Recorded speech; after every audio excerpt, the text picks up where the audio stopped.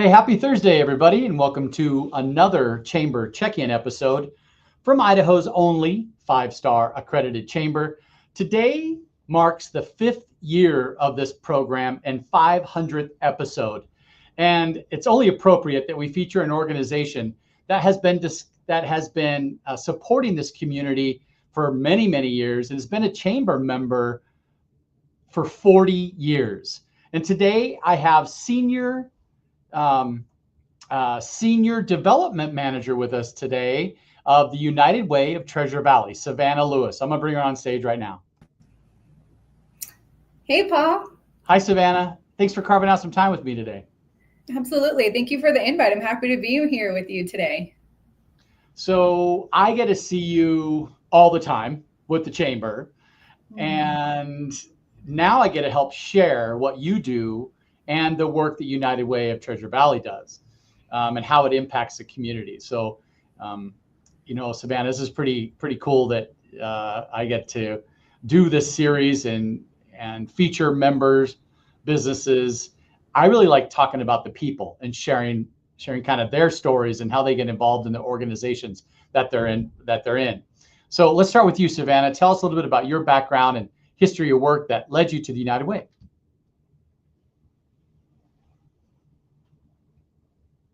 I think we froze there a little bit. So as we get Savannah back on and back in the stream here, I think I hear you there. Must have had a little technical difficulty there. So Savannah, yeah. Hey, we're live. It's all good. It's all good. Well, congratulations, Paul, on your 5 years of hosting Chamber Check-In. I just feel like there should be confetti, This is a lot to celebrate. It's pretty cool. Well, tell us a little bit about you, Savannah, before we dive into the United Way. What's your background look like, and how did you get involved with this great nonprofit? Absolutely. Well, I'm happy to share. So I'm from Idaho. I was born in Haley, Idaho, and spent a lot of my time growing up in Cary, Idaho. Have you ever heard of Cary? Yes, I have.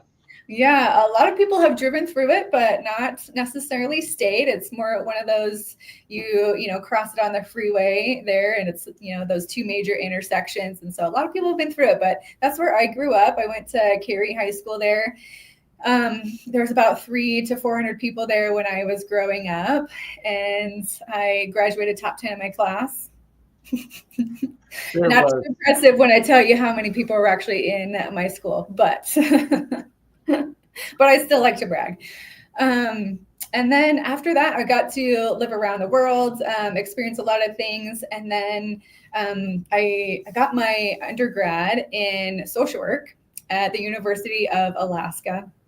And I started doing work in the social work field there. And so I was working in child protection, actually. And it was I learned a lot, and it was pretty intense work. And from there, I decided I wanted to get my master's. So a few years later, I wanted to learn more about social work in different areas that maybe I could contribute to my community outside of child protection. And so that's when I learned about macro social work and how it's less about working with individuals, but more about working with communities. And that is right up my alley. And so I went to USC, fight on. And I got my master's of social work there, and with a focus on macro social work and also military social work. Oh. Yeah, and so I was living in California for a while in Monterey. It's probably the best place in California. It's so beautiful. And I was working at a college there, and I was coordinating a program to help foster youth get into college. One of my passion areas is working with foster youth, and this job really helped me develop a love for this population that are aging out of foster care. So like that 18 to 21-year-old range, and just the struggles that they face as they're exiting the foster care system and trying to gain independence. And so love working with that population. I've done a lot of work with them. Oh, hi, Robin. and have done some work with foster youth here in Idaho as well. And so I'm very passionate about them, and particularly housing, making sure that people have a home. That's one of my main driving forces. And so once I moved here to Idaho, I actually moved here right before the pandemic, and things got a little bit crazy. And I was actually really fortunate to meet the folks at Jesse Tree. So I met Allie at a social event that they were hosting, because I wanted to see what Boise was doing and what the agencies were up to in the community.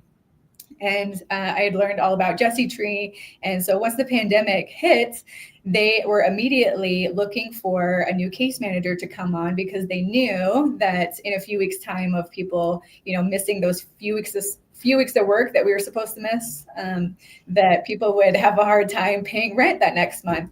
And so they brought me on temporarily. I had a 3-month contract with Jesse Tree, and helped people who were on that front line that when COVID first started, of helping people make their rent the next month. So it was a really interesting time to work in homelessness prevention.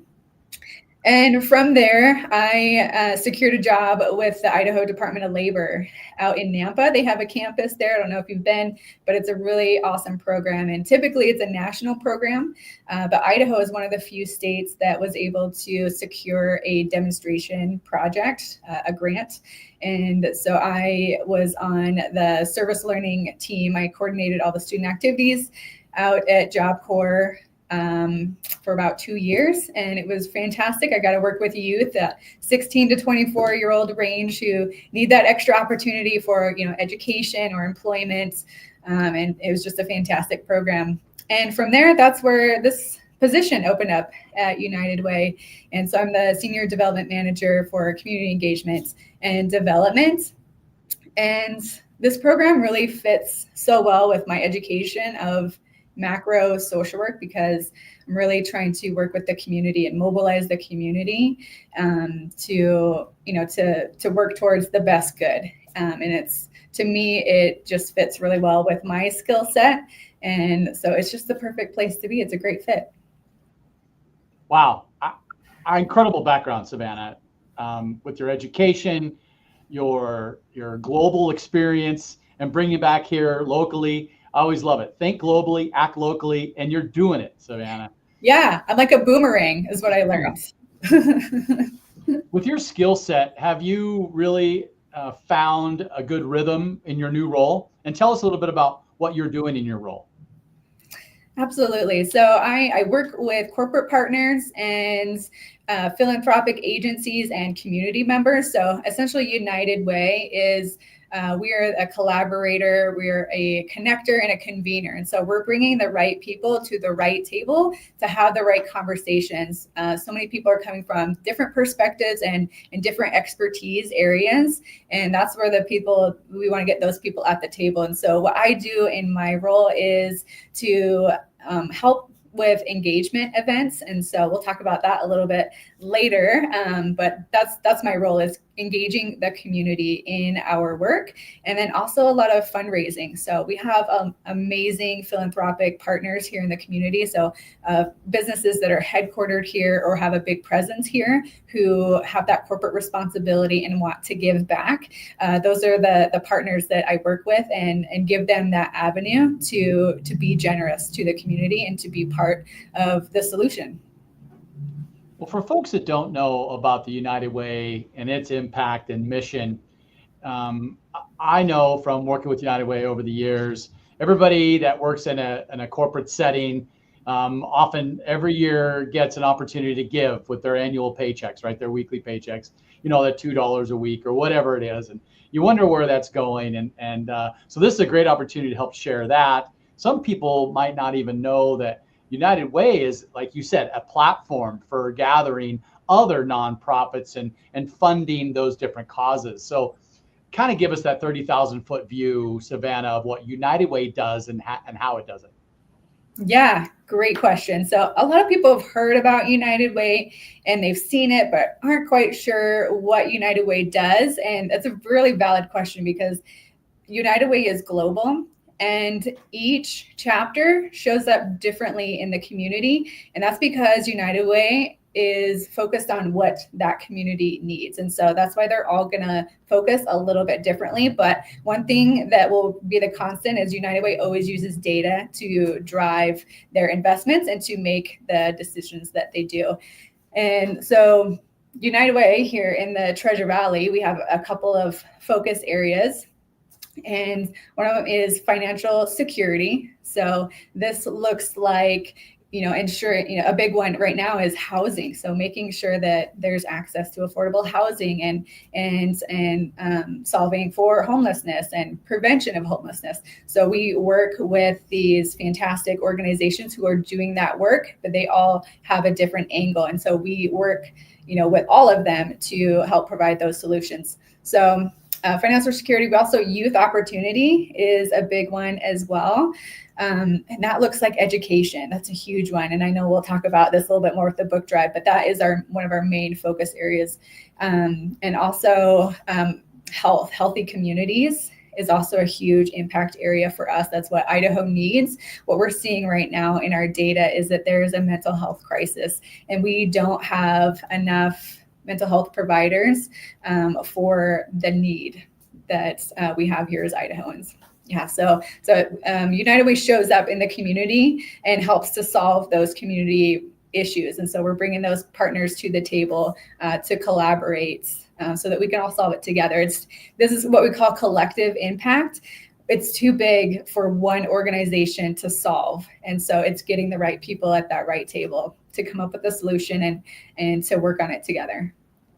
I love it. And people will recognize the impact of United Way through several different events throughout the year. And obviously it's gathering of other nonprofits to collaborate together. So saying that, you mentioned its investment in families. And we've seen for a long time that annual pancake breakfast that's usually on the Grove. Is that coming back? Tell us a little bit about that and maybe some other events that we would recognize. Oh, Paul, I'm so glad you asked. So many people have heard about the flapjack feed, and that has not occurred since 2019. As you can imagine, COVID has really put a damper on that, and like how to lift this fun and community events. And it just hasn't happened. And so there's been a lot of requests, and we are committing to flapjack feed this year. Woo! Hey, yes, more confetti. So it'll date to be determined and also location to be determined. So we're in the process of planning that right now, but we're going to plan it for August. And this is a fantastic community event where it's essentially a large breakfast. And so we get all kinds of folks together to make a pancake breakfast along with other breakfast items. And it's for everybody. It's for the whole community. So whether someone works downtown or lives downtown, or someone who doesn't have a home, or someone who is working downtown, all these people are invited to come and sit together at the same table and enjoy a meal together.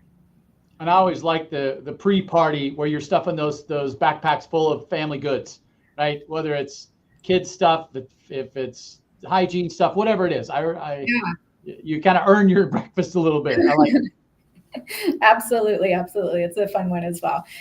Some of the other events that you maybe heard of and are kind of our flagship events. The one that we do after flapjack feed in the fall is called Holiday Helper.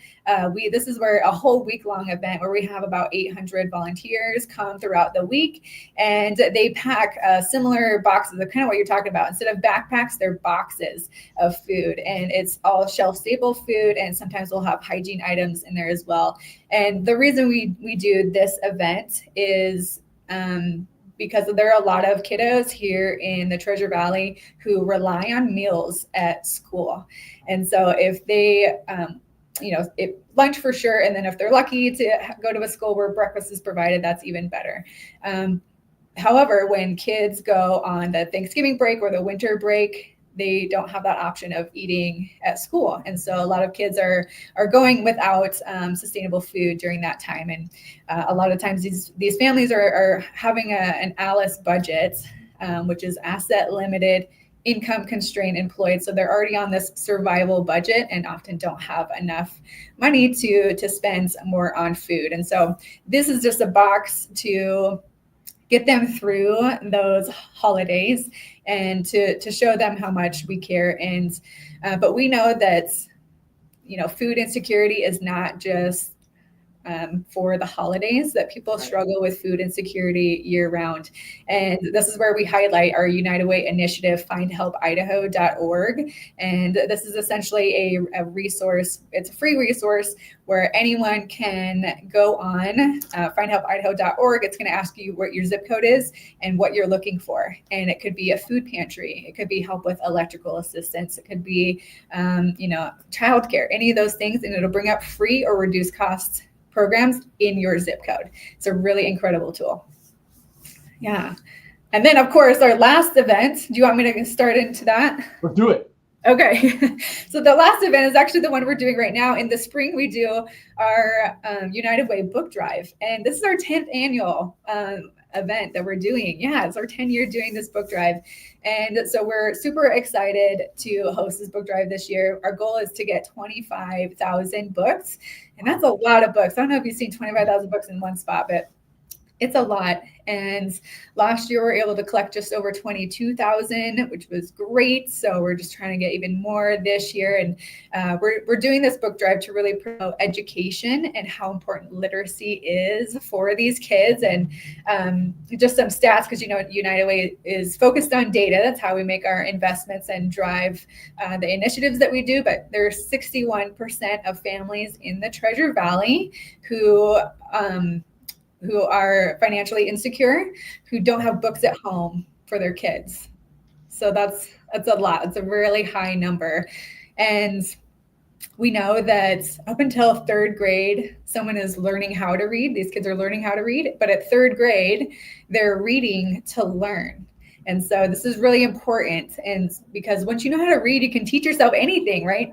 And so that's why that third grade reading level is really important. And so we're trying to get as many third graders to read at third grade level as possible. And I know we were talking about COVID. So in 2022, our kiddos at third grade, there were almost 60% of them were not reading at that third grade level. And so we're really seeing those effects of COVID, still taking part for our kiddos. And so this is one way that we're showing up for the community to help combat that. Where can people drop off these books, and what is the length that we have? What's my time frame, and what type of books are you looking for? Yeah, absolutely. We're collecting books now until Friday the 28th. So any CAPED, WAFED, or Albertsons in the Treasure Valley is currently collecting books. You can see our blue poster there on that display. And so any of those locations will take your books. And on the 28th, on Friday the 28th, they'll all be brought to our venue. And then from there, we are having a volunteer event. We're also looking for volunteers to come and help clean all these 25,000 books and get them repaired and looking as new as possible so that we can then redistribute them into the community. And so we're looking for books for kids 0 to 18 years old and new or gently used, and then books in all languages. Of course, we get a lot of books in English, but we have a growing need for books in Spanish, Swahili, Dari, and Arabic. Wow. Okay, cool. Yeah. All right. So we talked about a little bit of the history of United Way, its mission and vision and impact. We talked about the Flapjack Feed coming back. Yay. The fall event. And now the current one we're in with the book drive. Is there anything else while we have you today, Savannah, that you'd like to educate the public on? Yes, we have incredible initiatives, so kind of along the lines of our education-focused book drive. I'm not sure how many people know about the community school strategy that we have implemented here at Idaho. This is 10 years in the making. And community schools is a strategy that we just recently got a government grant to implement all across rural Idaho, which is really crazy. Community schools, previously the grants have been given to urban areas. So this is the first time it's showing up in a rural area. And so all eyes are on Idaho on how we're implementing community school strategy in Idaho. And essentially a community school, it looks like a school. and it functions like a school. And what's different about it is that it is a community resource hub. So it goes from just being a school to being a resource hub. And that looks a little different into every community. And so what we see frequently here in Idaho is maybe they have a food pantry.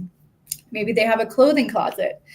Maybe they bring in a Delta dental van so that these students can actually have dental care instead of having to leave school, go to the dentist, miss half a day of school and then come back. While their parent is also having to, their caregiver is also having to miss that work time as well. So it's really trying to keep kids in school as long as possible while bringing the resources to that community. It's not just for the students, but for the whole community members. So we see this more and more with elderly folks who are living in rural areas and who maybe don't drive anymore and can't get to a bigger town to go to the dentist or, maybe to go to a mental health appointment. It could be right there at the school. Savannah, thank you so much for your time today. Thank you so much for your leadership, your participation in our ambassador program, and everything that United Way does. Absolutely. I'm proud to be part of United Way, and I love being part of the Boise Metro Ambassadors. It's such an incredible program, and the way you connect businesses to the whole community, it really makes a difference in how this community feels. And it really does feel like you're just meeting with friends, and you all have developed that really well. And so I'm just really fortunate to be part of it. Awesome, Savannah. Well, hey, everybody, tune in for our next broadcast featuring Pepper Shock Media's owner and founder. You know her, you love her, Ray Allen. We'll look forward to talking with her. And then remember to like and share our YouTube channel. Hey, until next week, Savannah, I'll see you soon. Have a great weekend. Thanks, Paul.